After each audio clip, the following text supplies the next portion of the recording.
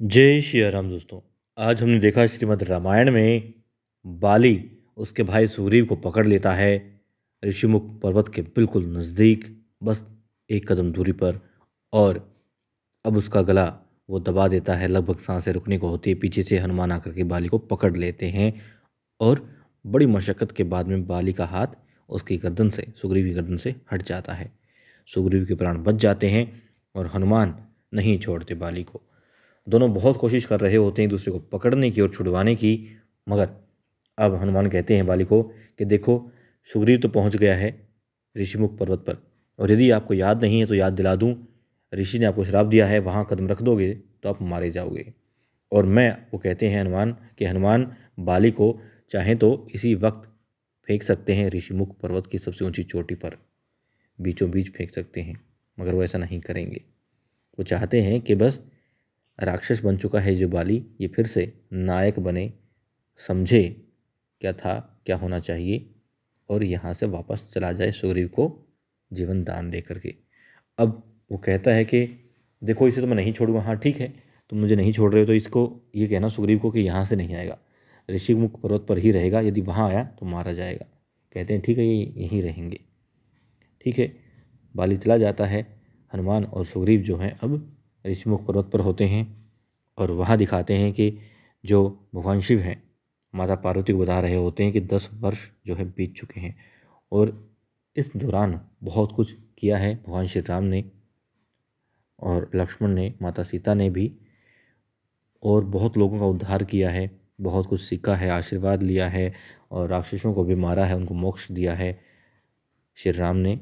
और बताते हैं कि वो तो अनभिज्ञ हैं, कि वो भगवान हैं, विष्णु अवतार हैं, मगर फिर भी मानव जीवन में हैं, इसलिए बहुत सारी सीमाएं भी हैं और उन सीमाओं में रह करके वो कार्य कर रहे हैं। अब दिखाते हैं कि वो खूब जंगल में घूम रहे होते हैं और लक्ष्मण को लगने लगता है कि नहीं, बस बहुत हुआ। वो कहते हैं भाई, पता ही नहीं कि कोई ऐसा वृक्ष है भी जो मानव मुख का हो, या जिसके लिए हम तलाश कर रहे हैं, ढूंढ रहे हैं, इतने वर्ष बीत चुके हैं, क्यों नहीं मिला।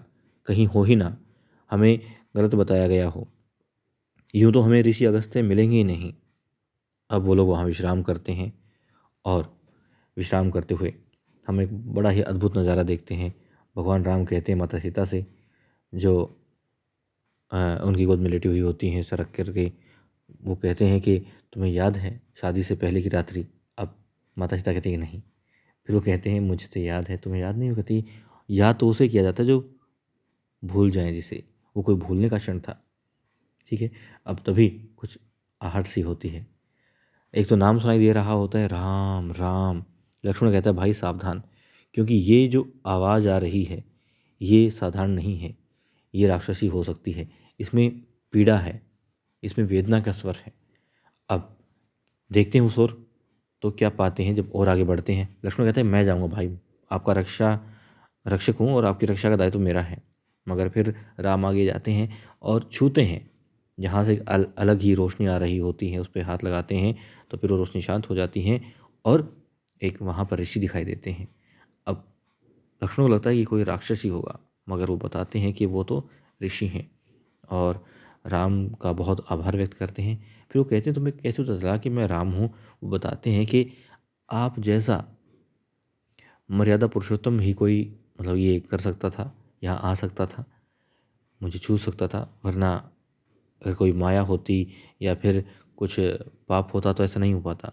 अब वो लोग बहुत खुश होते हैं और सबसे ज़्यादा खुश होता है लक्ष्मण, क्योंकि अब उसे लग रहा है कि हाँ, अब मिल जाएगा पता ऋषि अगस्त्य का, और वो लोग उस मंजिल को पा लेंगे जिसके लिए अभी तक घूम रहे हैं। अब पहुंच जाते हैं, एक अलग ही नज़ारा होता है। पहले जो रोशनी आई थी उसी रोशनी के हिसाब से वो लोग वहाँ पहुँचते हैं। एक जो अलग दुनिया दिखाई दी थी उस पेड़ के माध्यम से, और अब माता सीता, लक्ष्मण और भगवान श्री राम वहाँ पहुँच चुके होते हैं।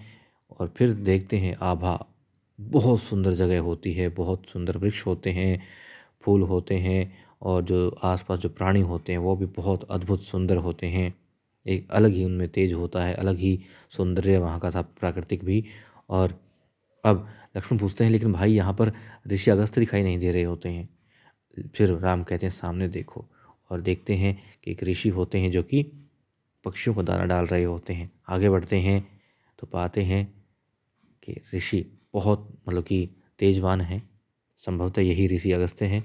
और अब लक्ष्मण और भगवान श्री राम आशीर्वाद लेते हैं, ऋषिगण को प्रणाम करते हैं, आशीर्वाद लेते हैं। और अब देखेंगे आगे कि क्या दिखाया जाएगा, किस तरीके से, क्या यहीं से अब शूर्पणखा आएगी और एक ऐसी आंधी ला देगी भगवान श्री राम और सीता माता के जीवन में, जो कि एक अलग ही कहानी बयां करेगी। और उस कहानी में दर्द होगा, वियोग होगा और रावण का संहार भी होगा।